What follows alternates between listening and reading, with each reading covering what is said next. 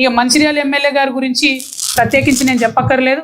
ఆయన గుండాగిరి రోజు రోజుకు పెరిగిపోతున్నది. బుల్డోజర్ పట్టుకొని వెళ్ళిపోయేటటువంటి పరిస్థితి కనబడుతున్నది.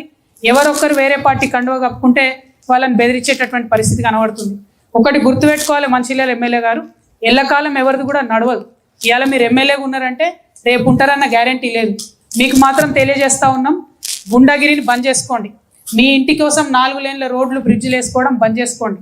ప్రజలకు ఇచ్చినటువంటి వాగ్దానాలను పూర్తి చేయండి. ఎవరైతే వేరే రాజకీయ పార్టీలు ఉంటారో వాళ్ళ మీద దాడులు చేయడము, మాట్లాడితే కేసులు పెట్టడము ఇవి తగ్గించుకోండి. మీరు కాదు, మీ సోనియమ్మను, మీ రాహుల్ గాంధీ గారిని ఎదిరించే మేము తెలంగాణ తెచ్చుకున్నాం. మీరు ఇటువంటి గుండాగిరి చేస్తే మాత్రం రానున్న రోజుల్లో గుర్తుపెట్టుకోండి, మంచిర్యాల కేంద్రంగా తెలంగాణ రక్షణ సేన రాజకీయం చేయబోతా ఉన్నది. అద్వితీయమైనటువంటి రాజకీయ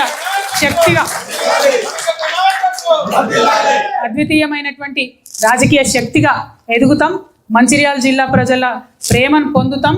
3కి 3 మంచిర్యాల కావచ్చు, బెల్లంపల్లి కావచ్చు, చెన్నూరు కావచ్చు, 3కి 3 నియోజకవర్గాల్లో తెలంగాణ రక్షణ సేన జెండాను కూడా ఎగిరేయబోతా ఉన్నామని ప్రజలందరికీ మీ ప్రేమను ఇవ్వాలని కోరుతున్నాం.